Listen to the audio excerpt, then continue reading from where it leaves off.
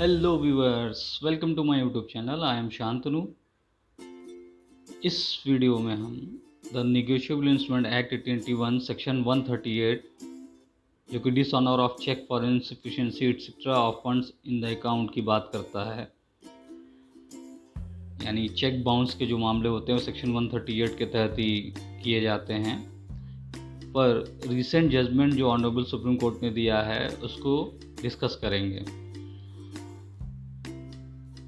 और ये जानेंगे कि ऑनरेबल सुप्रीम कोर्ट ने उसमें क्या डिसाइड किया है। और मैं ये भी कहना चाहूँगा कि अब वे लोग सावधान हो जाएं जो बेबाक चेक जारी किया करते हैं और जारी करने के बाद बाउंस भी करवाते हैं, क्योंकि अब अदालत का रुख सख्त हो गया है और ज़रा सी चूक आपके लिए यानी जिसने चेक जारी किया है उसे कन्विक्ट किया जा सकता है, यानी जेल ही भेजा जा सकता है। और ऐसा ही इस केस में हुआ था। ऑनरेबल सुप्रीम कोर्ट ने इस रिसेंट केस में यह पाया कि यदि चेक पर हस्ताक्षर स्वीकार किया जाता है, यानी सिग्नेचर, आप चेक साइन करके आप किसी को चेक दे रहे हैं, तो एनआई एक्ट की एक धारा है सेक्शन 139 जो कि प्रिजम्पशन की बात करता है। इसके तहत यह अनुमान लगाया जाएगा कि कानूनन रूप से लागू करने योग्य ऋण के निर्वहन में चेक जारी किया गया था। यानी आपने जिसको चेक दिया, यानी कोई ना कोई लायबिलिटी आपकी उसके ऊपर रही होगी तभी आपने उसको चेक दिया है। और जो इस तरह का प्रिजम्पशन लिया जा रहा है सेक्शन 139 एनआई एक्ट के अंतर्गत, तो जो आरोपियों पर इसका खंडन करना अनिवार्य है, यानी वो उसके खिलाफ अपना डिफेंस ले सकता है। ये कोई मैंडेटरी नहीं है कि अगर प्रिज्यूम कर ही लिया गया तो वही माना जाएगा। अक्यूज उसके अगेंस्ट में अपना डिफेंस ला सकता है, दे सकता है। तो ऑनरेबल सुप्रीम कोर्ट ने जो केस का में डिसाइड किया है चेक बाउंस का मामला जो रिसेंट में, वो डिसाइड किया है ऑन 23 सितंबर 2021।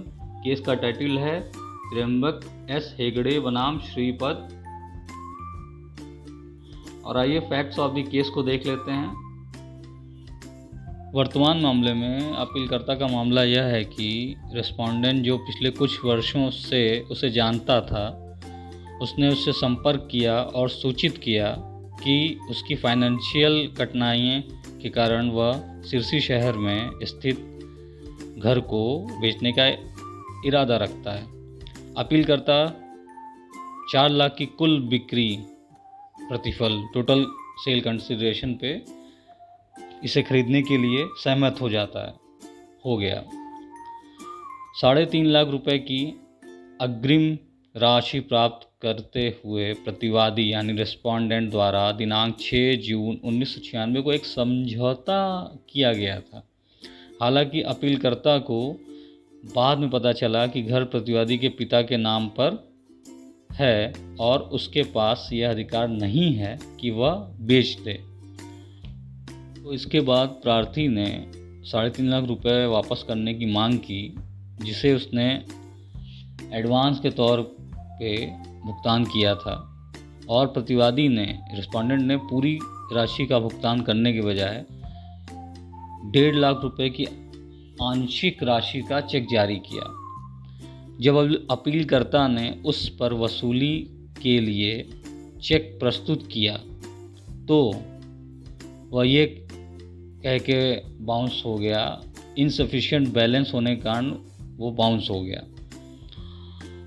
इसके बाद अपीलकर्ता को एक नोटिस जारी कर प्रतिवादी को चेक बाउंस होने की सूचना दी गई और चेक की राशि के भुगतान की मांग की गई, जिसका प्रतिवादी जवाब देने में विफल रहा, यानी रेस्पोंडेंट ने कोई जवाब नहीं दिया नोटिस का।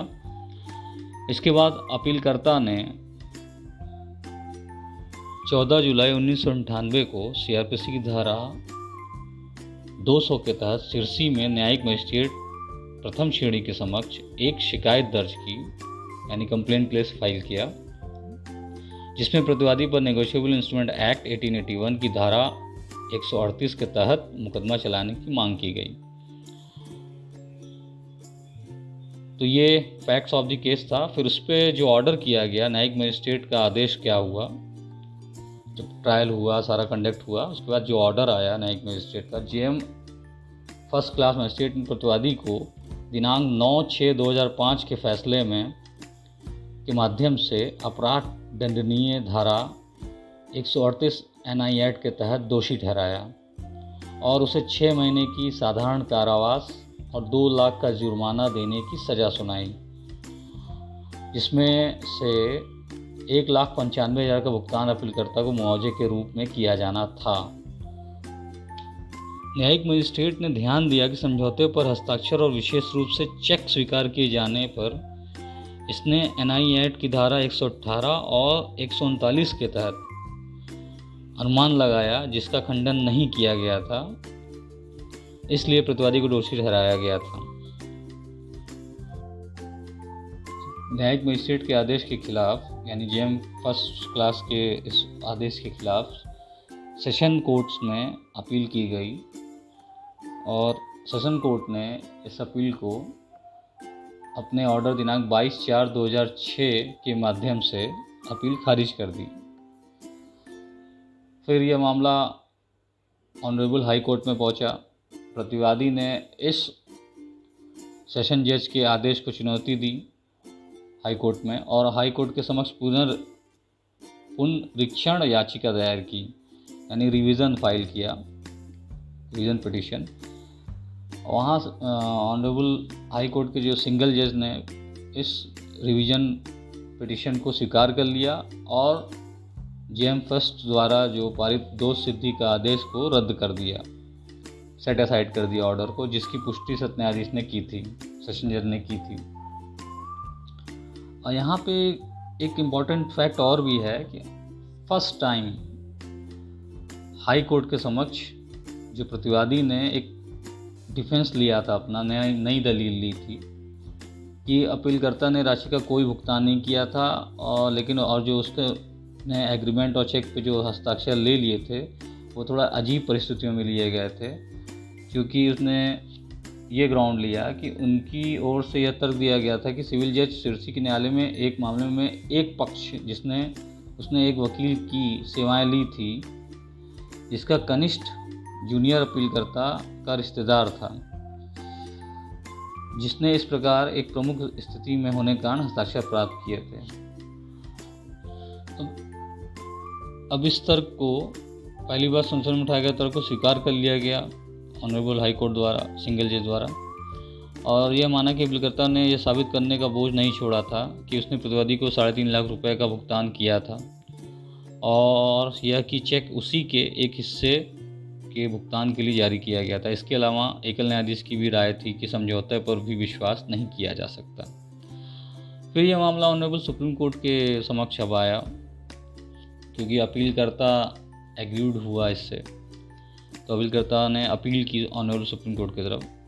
अब ऑनरेबल सुप्रीम कोर्ट ने इसमें बेंच ने कहा कि कानून के प्रस्तावों को लागू करते हुए यह स्पष्ट है कि चेक पर हस्ताक्षर स्वीकार किए जाने पर नेगोशिएबल इंस्ट्रूमेंट एक्ट की धारा 139 के तहत एक अनुमान लगाया जाएगा कि चेक ऋण या देयता के निर्वहन में जारी किया गया था, और प्रश्न यह देखा जाना है कि क्या अभियुक्त द्वारा कोई संभावित बचाव किया गया था या नहीं।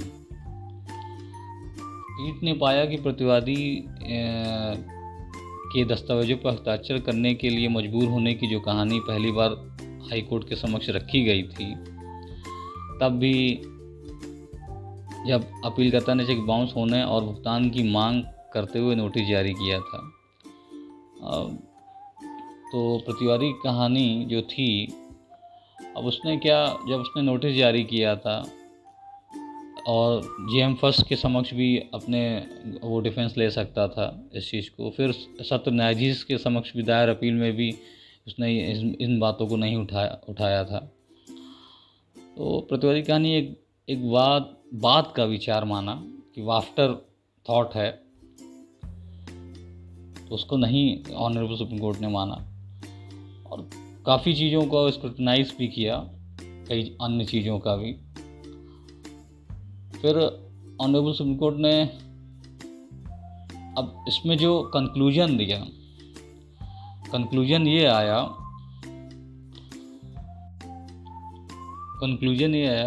बेंच ने ये निष्कर्ष निकाला कि प्रतिवादी द्वारा रखा गया मामला खंडन की आवश्यकता को पूरा नहीं करता है, भले ही संभावना की प्रबलता की कसौटी पर परीक्षण किया गया हो। इसलिए वर्तमान तथ्यों में यह नहीं माना जा सकता कि अपीलकर्ता के पक्ष में जो अनुमान लगाया गया था उसका प्रतिवादी द्वारा यहाँ सफलतापूर्वक खंडन किया गया था। इसलिए पीठ ने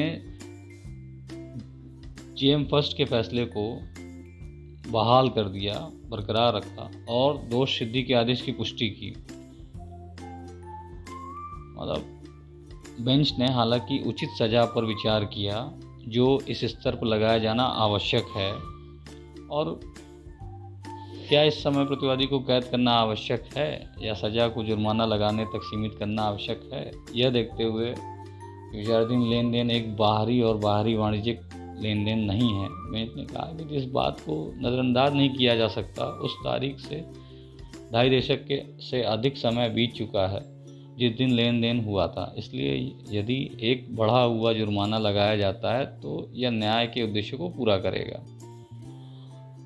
और उसको जो अमाउंट ट्रायल कोर्ट ने 2 लाख का फिक्स किया था जेएम फर्स्ट ने, उसको बढ़ा के इनलार्ज कर दिया और 2.5 लाख के जुर्माने का भुगतान कर दिया।